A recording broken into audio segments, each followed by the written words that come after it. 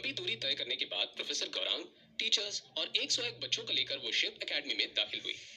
सभी पार्टिसिपेंट्स जाग गए थे और अब 3 पहाड़ियों के बीच शान से सर उठाए खड़े एकेडमी बिल्डिंग के उन 7 बड़े टॉवर्स को हैरत से देख रहे थे, जो कुछ ही समय में उनका नया घर बनने वाला था।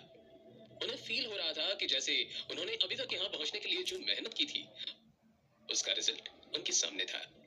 कुछ देर एकेडमी के चक्कर काटने के बाद शिप ने टॉवर्स के बीच बने प्लेटफॉर्म पर लैंड किया और फिर प्रोफेसर गौरांग का सिग्नल मिलने के बाद सभी शिप से बाहर आ गए। एकेडमी की इमारत में एंटर होने के साथ ही उन्हें एक बड़ा सा हॉल दिखाई दिया, जिसकी स्टेज पर पहले से ही कुछ टीचर्स बैठे हुए थे। सभी बच्चे एक जगह पर इकट्ठा हो गए। अक्षय, लतिका, कनिष्क और मीना की कंपटीशन के दौरान अच्छी दोस्ती हो गई थी, जिस वजह से वो लोग एक साथ खड़े थे। लेकिन स्टेज पर एक ऐसी चीज भी थी जिसे देखकर सभी पार्टिसिपेंट्स हैरान रह गए थे। वो एक बड़ा सा चमकदार क्रिस्टल था जो हवा में तैर रहा था। स्टेज पर चढ़ने के साथ ही प्रोफेसर गौरांग ने बच्चों की तरफ देखा। ये जो हवा में तैरता हुआ खूबसूरत सा क्रिस्टल तुम देख रहे हो ना, इसे एक लघुवीर ने बनाया था। लघुवीर बड़े ही मिस्टीरियस क्रीचर्स होते हैं और स्पिरिट एनर्जी को सभी रेसेस से बेहतर मैनिपुलेट करना जानते हैं। वो प्रिंसिपल का एक पुराना साथी था और इसी कारण से उसने ये तोहफे के रूप में हमें दिया है। जानते हो इसकी खासियत क्या है? इसे छूते ही तुम लोग इस प्लेनेट की कोर से एक कनेक्शन एस्टैब्लिश करोगे और ये तुम्हें तुम्हारी काबिलियत और स्टैट्स जानने का मौका देगा। इन स्टैट्स से तुम अपनी स्पिरिट एनर्जी की करंट कैपेसिटी, तुम्हारा पोटेंशियल, तुम्हारी करंट रैंक, लक और स्पेशल स्किल्स देखोगे, जिससे तुम अपनी कमजोरियों पर वर्क कर पाओगे। प्रोफेसर गौरांग को सुनकर सभी पार्टिसिपेंट्स मन ही मन एक्साइट होने लगे थे। हर कोई अब जल्द से जल्द उस क्रिस्टल को छूकर देखना चाहता था, मगर शिवाय के चेहरे पर हवाइयां उड़ने लगी थी। उसे पता था एक न एक दिन उसका भेद खुलना है ही, लेकिन इतनी जल्दी? लतिका, स्टेज पर आओ। पूरे हॉल में अब सन्नाटा छा गया था। सभी की नजरें अब लतिका पर जम गई थी। लतिका स्टेज पर चढ़ गई।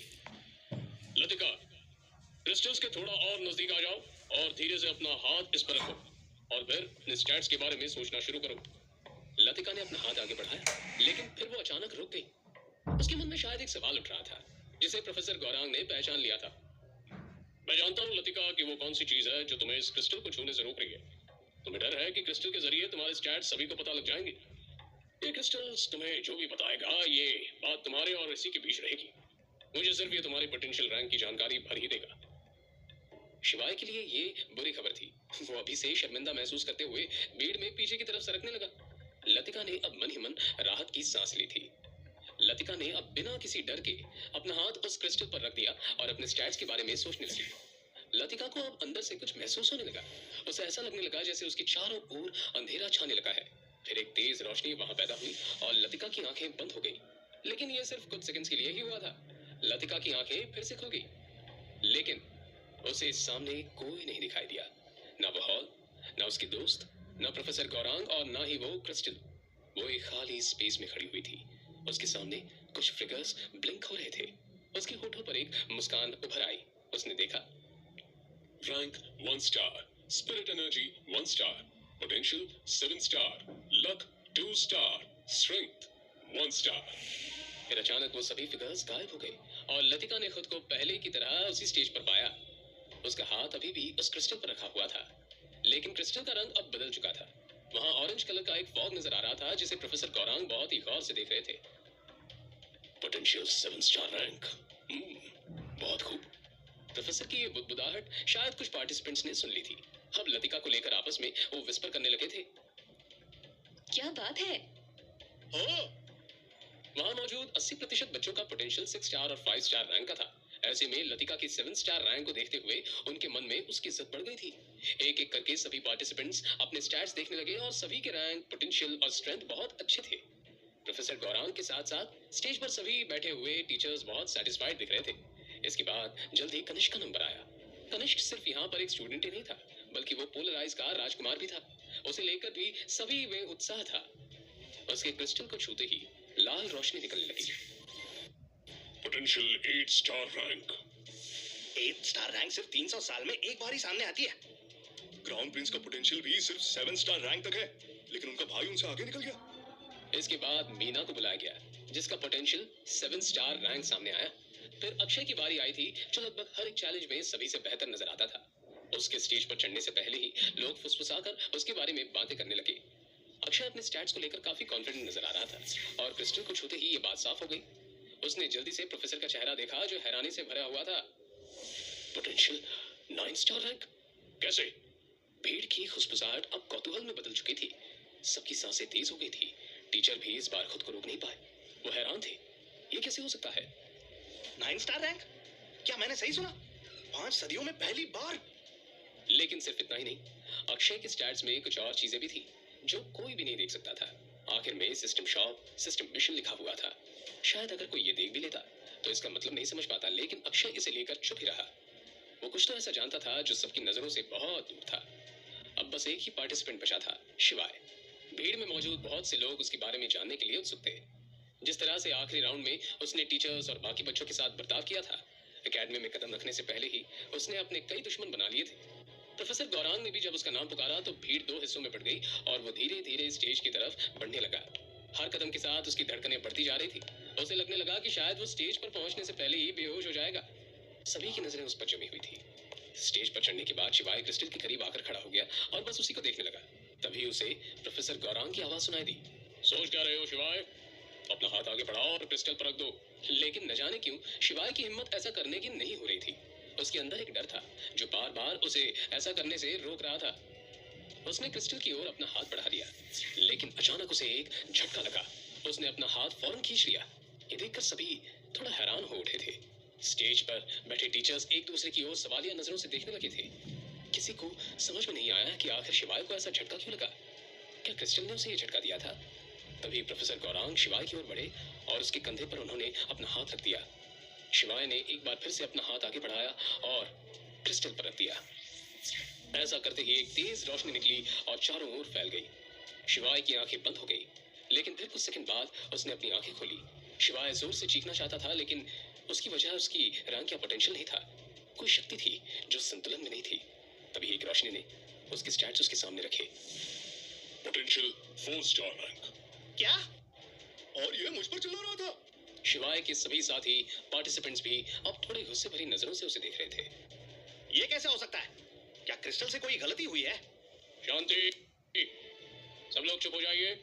शिवाय ने अपनी आंखें खोली और वो चुपचाप जाकर भीड़ का हिस्सा बन गया। शिवाय को अपना पोटेंशियल पहले से ही पता था, लेकिन उसकी चुप्पी का कारण सिर्फ शर्मिंदगी नहीं थी। उसने कुछ ऐसा देखा था जो उसे समझ नहीं आया, जिसने उसे परेशान कर दिया था। एक साथ कई सवाल उसके मन में घूम रहे थे। आखिर क्रिस्टल ने शिवाय को क्या दिखाया था? उसके पोटेंशियल से पर्दा उठने के बाद एकेडमी में उसके साथ क्या हुआ? जानने के लिए सुनते रहिए योद्धा कुकू एफएम पर।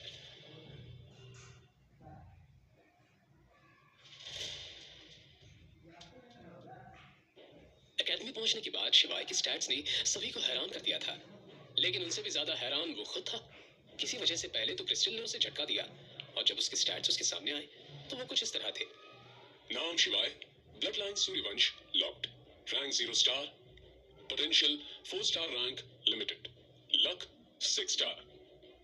Blood line? आखिर क्यों? क्या यहाँ सभी ह्यूमन ब्लड लाइन से नहीं है? मुझे लगा था कि ह्यूमंस के अलावा सिर्फ पिशाच ब्लड लाइन ही होती है। और ये रैंक, इसका क्या मतलब है? भीड़ में खड़ा शिवाय यही सोच रहा था। वो ये देखकर इस कदर हैरान था कि उसने गौर ही नहीं किया कि उसकी लक की रैंकिंग 6 स्टार है, जो पूरे एकेडमी में नहीं बल्कि शायद पूरे किंगडम में सबसे ज्यादा थी। उसका यहाँ आना महज एक इत्तेफाक नहीं हो सकता था। सभी का पोटेंशियल रिकॉर्ड कर लेने के बाद टीचर्स ने बच्चों को जाने का इशारा किया। सभी को उनके आइडेंटिफिकेशन टोकन्स भी पकड़ा दिए गए थे। इसी के साथ उन्हें एक सख्त इंस्ट्रक्शन भी दिया गया। अब मैं आप सबको एकेडमी के रूल्स बताना चाहता हूँ। यहाँ मारपीट, चोरी और किसी भी किस्म की बदमाशी बर्दाश्त नहीं की जाएगी। अगर आपको किसी से कोई ऐसी प्रॉब्लम है जो बिना फाइट किए सॉल्व नहीं की जा सकती, तो आप अपने ओपोनेंट को एकेडमी के ट्रेनिंग ग्राउंड में फाइट के लिए इनवाइट कर सकते हैं। ये सुनकर कुछ स्टूडेंट्स के चेहरे पर मुस्कान आ गई थी। वो लोग पहले ही एक स्टूडेंट के खिलाफ अपना मन बना चुके थे। वहीं कुछ स्टूडेंट्स के लिए ये रूल जरूरत से ज्यादा ही सख्त थे। लेकिन आपके लिए एक अच्छी इन्फॉर्मेशन भी है मेरे पास।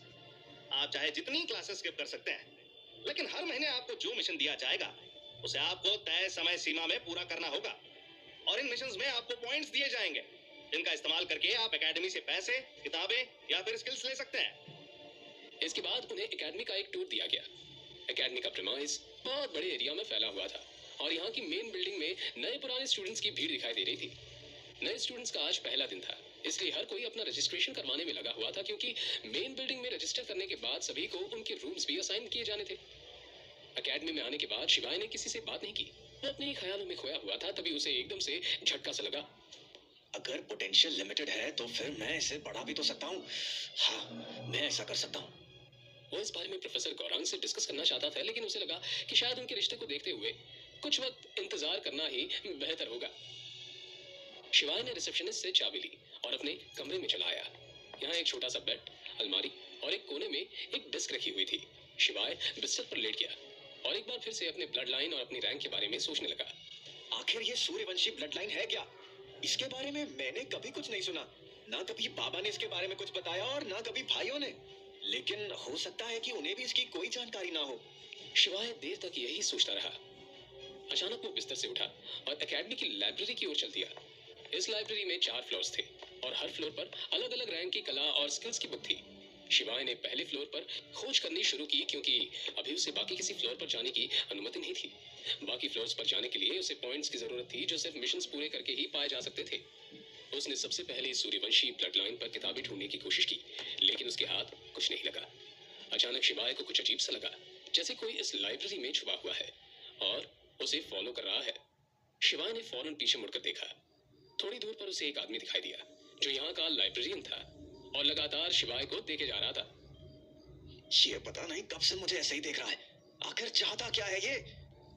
लेकिन फिर शिवाय ने उसे इग्नोर करना ही ठीक समझा और फिर वो सूर्यवंशी ब्लड लाइन के बारे में किताबें ढूंढने लगा।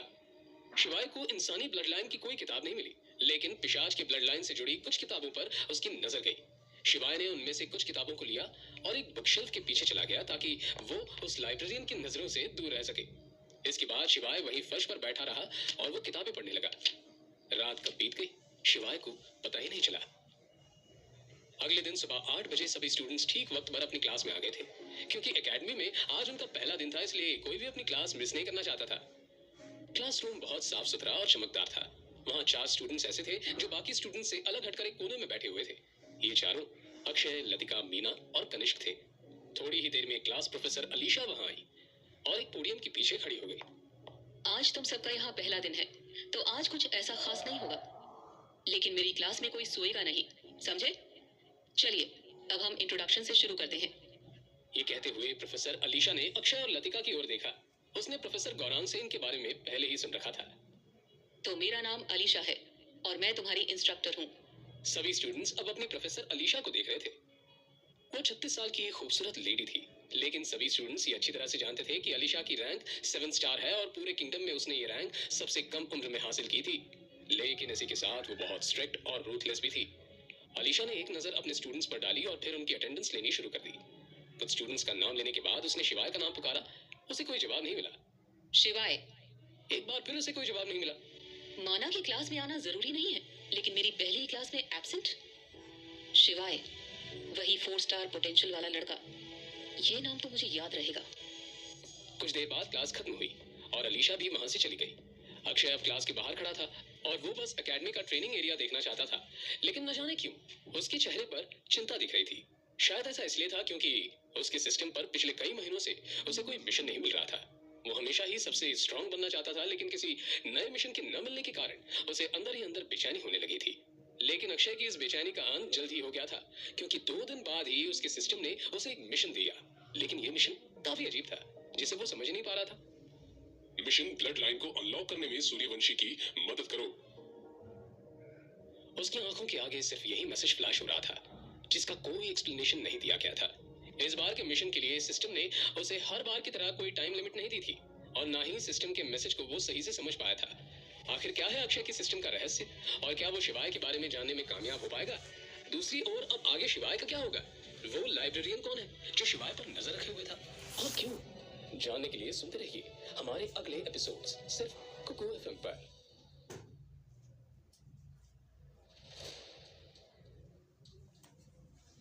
अपनी क्लास के बाहर खड़ा अक्षय सिस्टम के दिए गए मिशन को समझने की कोशिश कर रहा था। ये सिस्टम बहुत ही अजीब चीज थी, जो उसे ऐसे वक्त में मिली थी जब उसका सब कुछ खत्म हो गया था।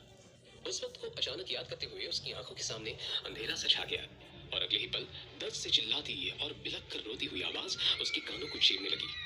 उसके सामने उस अनाथालय का मंजर आ गया, जिस अनाथालय में वो पला बड़ा था।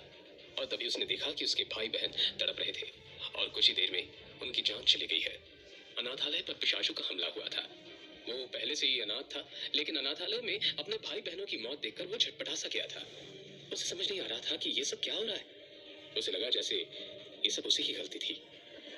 वो पिशाच उन बच्चों को चींटी की तरह मसल रहा था और हर बच्चे के मरने के साथ उसकी शक्ति बढ़ती जा रही थी। छोड़ दो उन्हें, छोड़ दो। दम है तो मुझसे लड़ो। वो खुद को कोसने लगा। अगर वो उस वक्त इतना कमजोर ना होता तो वो जरूर उन्हें बचा लेता। इसी गुस्से के साथ उसने उस अंधकारमय जंगल के अंदर जाने का फैसला किया। अब उसकी आंखों में सिर्फ और सिर्फ बदला था, अपने भाई और बहन की मौत का बदला, और बदला उन सभी बच्चों का जिसके साथ उसने अपना बचपन बिताया था। वो शायद उस जंगल से कभी जिंदा वापस ना लौटता, और अगर इस मिस्टीरियस शक्ति ने, जिसे वो सिस्टम कहता है, उससे संपर्क ना साधा होता। इस सिस्टम ने उसे एक और भी भयानक मंजर दिखाया, जिसमें ये पूरा प्लेनेट नष्ट होने की कगार पर है। हर तरफ लाशों के ढेर पड़े हैं, लोग दर्द में चिल्ला रहे हैं। यह उसका भविष्य था। उसने उसी वक्त खुद से एक वादा किया। मैं भले ही कमजोर हूं, लेकिन मैं इस मंजर को सच नहीं होने दूंगा। मैं ताकत हासिल करूंगा और लड़ूंगा। उस दिन के बाद ये सिस्टम उसके साथ है। उसके दिए हुए मिशंस को पूरा करते हुए वो धीरे धीरे अपनी रैंक बढ़ा रहा था। अक्षय ने अपनी आंखें खोली और वहां से निकल पड़ा। उसे यूं भागते हुए देखकर कनिष्क, लतिका और मीना भी उसके पीछे भागे। वो सभी अपनी क्लास में सबसे ताकतवर थे, और चाहे उनका पोटेंशियल अक्षय से बहुत कम था, लेकिन वो पोटेंशियल का बहाना बनाकर खुद को पीछे नहीं रखना चाहते थे। उन तीनों को देखकर क्लास के सारे बच्चे भी उनके पीछे चल पड़े। शायद सभी एक दूसरे से आगे निकलना चाहते थे। भागता हुआ अक्षय कुछ देर एक बड़े से ट्रेनिंग ग्राउंड में आकर रुक गया, और वो अपनी पैनी आंखों से इधर उधर देखते हुए बस ये पता करने की कोशिश कर रहा था कि वो किस चीज के साथ सबसे अच्छे से प्रैक्टिस कर सकता है। ग्राउंड की एक तरफ कई सारे 5 स्टार और 6 स्टार के मटेरियल से बने डमीज मौजूद थे, जिन पर जी भरकर प्रैक्टिस की जा सकती थी। सभी स्टूडेंट्स की रैंक अब भी बहुत कम थी, इसलिए उनके किसी भी प्रहार से उन्हें कोई नुकसान नहीं था। दूसरी तरफ कुछ टारगेट्स थे जिन्हें दूर से मारने की ट्रेनिंग की जा सकती थी, और ग्राउंड के बीच का हिस्सा खाली था जो कलाओं और स्किल्स की ट्रेनिंग के लिए था। अक्षय और कनिष्क ने डमीज के साथ अपनी ट्रेनिंग शुरू कर दी थी। वहीं दूसरी ओर लतिका और मीना ग्राउंड के बीच में प्रैक्टिस करने लगे। ट्रेनिंग ग्राउंड में प्रोफेसर गौरांग और उनकी प्रोफेसर अलीशा भी मौजूद थी। कैसा लगा तुम्हें नए स्टूडेंट से मिलकर अलीशा? और क्या राय है तुम्हारी इनके बारे में?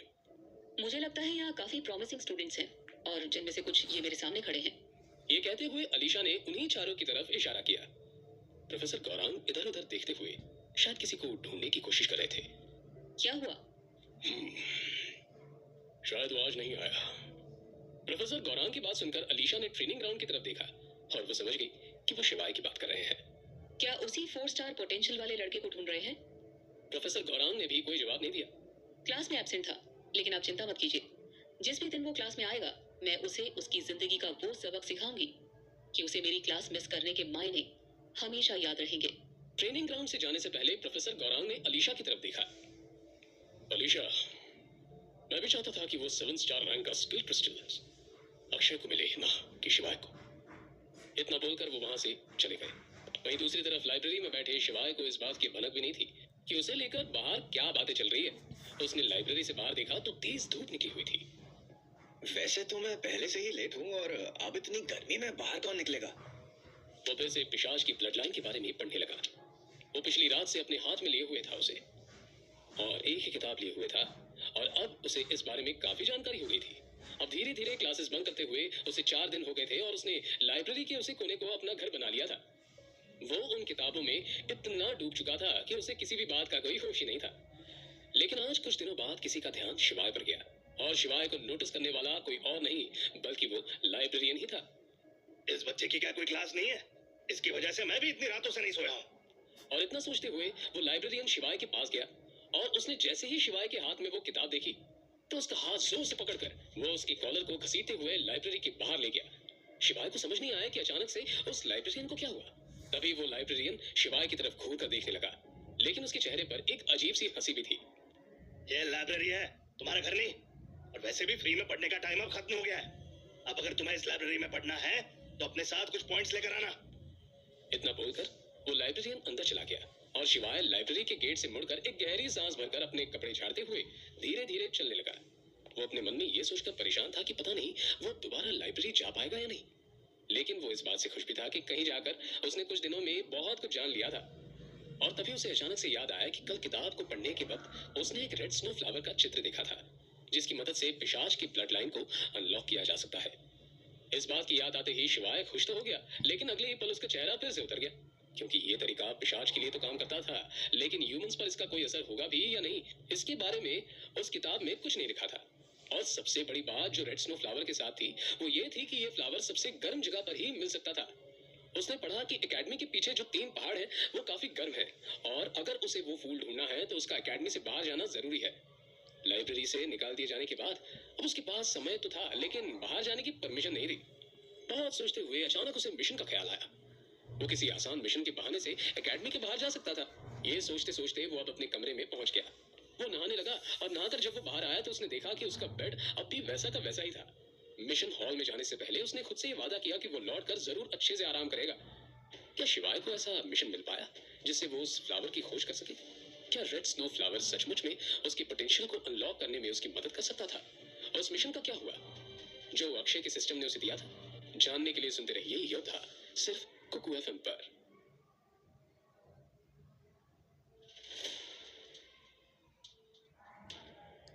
रेड स्नो फ्लावर की तलाश में शिवाय को अब एक मिशन की तलाश थी।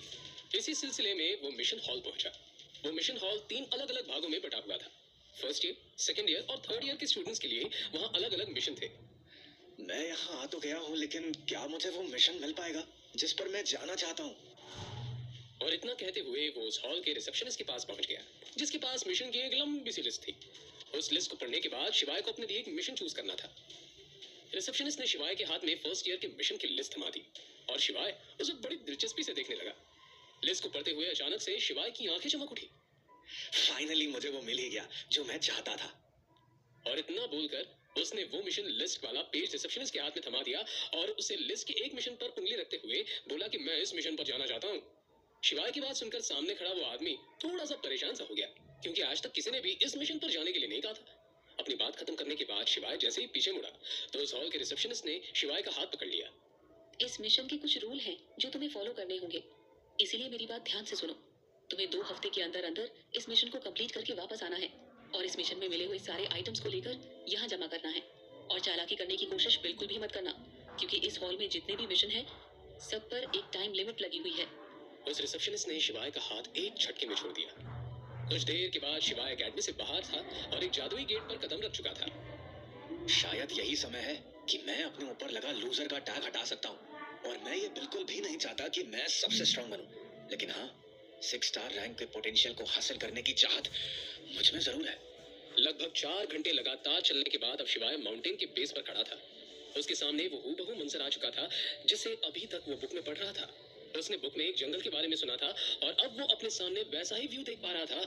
और ये देखकर उसके अंदर और जिज्ञासा उमड़ने लगी, और वो बिना कुछ सोचे तुरंत ही उस जंगल के अंदर घुस गया। शिवाय ने आते वक्त ये सोचा नहीं था कि उसका रास्ता इतना आसान होगा। अभी तक उसके रास्ते में कोई भी हर्डल नहीं आया था, लेकिन इतनी दूर इतना लंबा ट्रैवल उसने पहली बार किया था, इसलिए वो पूरी तरह से थक चुका था। लेकिन उसके चेहरे को देखकर यह साफ पता चल रहा था कि उसकी थकान रेड स्नो फ्लावर को देखकर ही खत्म होगी, इसलिए वो बिना रुके आगे बढ़ता रहा। 1 घंटे बाद मैं इस पहाड़ी के मिशन पर तो आ गया, लेकिन अभी भी मुझे अपनी मंजिल का कुछ भी अता पता नहीं है। इतना सोचकर वो सामने पड़े एक पत्थर पर बैठ गया और इधर उधर खाने के लिए कुछ ढूंढने लगा। कुछ देर बाद शिवाय ने अपने लिए कुछ पत्तों में आग लगाकर सब्जियों को भुनना शुरू ही किया था कि तभी उसे दूर से कुछ स्टूडेंट्स जो कई 3rd ईयर की यूनिफॉर्म पहने हुए थे आते हुए दिखे, और वो बुरी तरह से इंजर्ड थे। उन्हें देखकर ऐसा लग रहा था जैसे उन्होंने जिंदगी और मौत के बीच का कोई युद्ध लड़ा हो। मुझे पता करना है कि ये बात किसने फैलाई थी कि जटायु घायल है। मुझे लगता है कि किसी ने हमें कोई गलत इंफॉर्मेशन दी। शायद कोई हमें फंसाना चाहता था। गलत इंफॉर्मेशन? इसे तुम गलत इंफॉर्मेशन कहते हो? मैं आज अपनी जान गवाते गवाते बचाऊं। और एक बात याद रखना, मैं उनमें से किसी को भी नहीं छोड़ूंगा जो इस मैटर में इन्वॉल्व थे। वहां से निकलते वक्त 3rd ईयर के स्टूडेंट्स को शिवाय की प्रेजेंस तो महसूस हुई, लेकिन जब उन्होंने देखा कि कोई 0 स्टार रैंक वाला स्टूडेंट उनके आसपास है तो उन्होंने उसे इग्नोर कर दिया। उधर क्लासरूम में अलीशा पोडियम के पास खड़ी थी और क्लास के सभी स्टूडेंट्स प्रेजेंट थे। मैं आप सभी को एक जरूरी बात बताना चाहती हूँ। हर बार की तरह इस बार भी आने वाला कंपटीशन आप लोगों के लिए बहुत जरूरी होने वाला है, क्योंकि ये वही कंपटीशन है जिसके रिजल्ट्स पर आपकी रैंक डिसाइड होगी। और ये सिर्फ एक कंपटीशन नहीं है, ये एकेडमी की परंपरा है। हर साल हम डिफरेंट ईयर के स्टूडेंट्स के लिए एक कंपटीशन कराते हैं। मुझे उम्मीद है कि सभी स्टूडेंट्स मेरी बात समझ गए होंगे। इतना कहते हुए अचानक से अलीशा बच्चों के चेहरे की तरफ बड़े ध्यान से देखने लगी। वो स्टूडेंट शिवाय, वो आज भी नहीं आया है ना? देखो, अगर तुम में से किसी को भी पता है कि वो कहाँ है, तो उसे बता देना कि वो जो कर रहा है उसकी कीमत वो चुका नहीं पाएगा। और अगर वो इस कंपटीशन में भी नहीं